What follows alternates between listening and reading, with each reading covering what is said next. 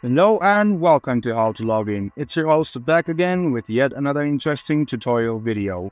In this video, I'm going to teach you how you can sign in with your email in Zedge. So, let's go ahead and open the Chrome or Edge browser you have on your PC.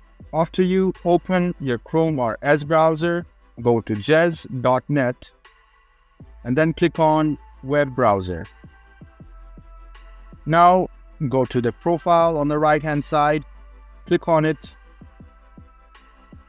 Now go to continue with email.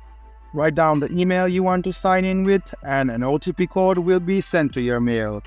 Paste the code over here and then you should go ahead on filling up your personal details like username, date of birth and password.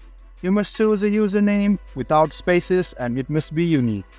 Your date of birth must be accurate, and then you must choose a strong password for yourself.